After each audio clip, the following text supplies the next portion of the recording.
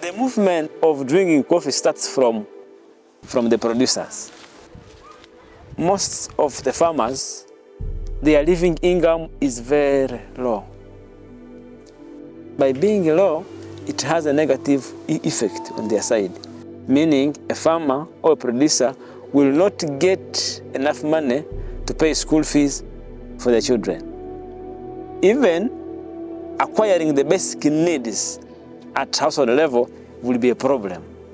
And when you don't acquire the basic needs, then meaning that the livelihood of the household is actually threatening. Coffee is quite emblematic for us because it's really the speculation number one for smallholder farmers in the higher altitude areas of eastern Congo to get access to cash. We can say that the lowest production cost is in countries like Brazil and Vietnam. And in all the other countries there are problems when the market is, let's say, below 150, which has been the case for 3 years from 18 till 21. A market around 100, 120, nobody can survive except big farms in Brazil or in Vietnam. But in all the other origins there are plenty of problems, and there is for sure risk. It's clear that in very low markets the risk is even bigger. If the people in origin doesn't get the real income, they will not produce coffee anymore.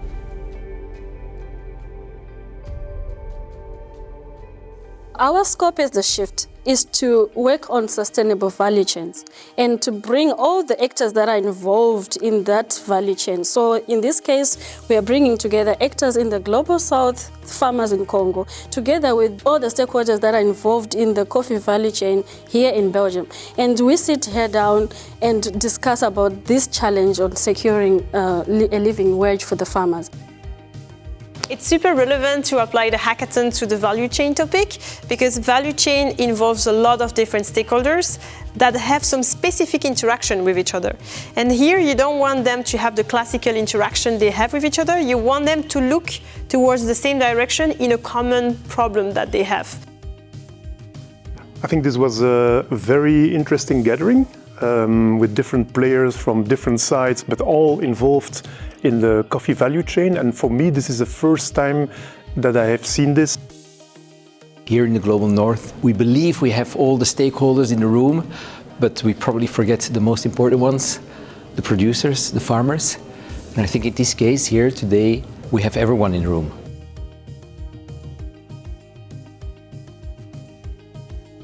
Together with the different stakeholders today, we were able to come up with a solution, promising solution that we had not thought about in the past.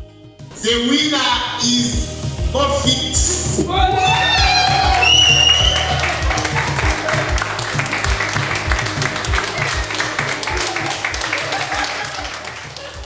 We thought that if we start from the consumer, knowing that any kind of market is actually driven by the end user, by the consumer.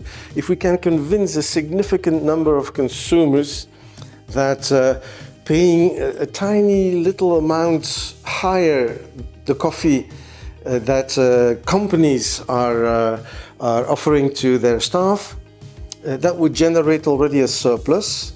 And if those companies, on top of adding a 10-cent margin, if they also would accept to pay in advance by taking a subscription, then that money can go to the cooperatives and can be used for buying the fresh coffee and processing it into an exportable product.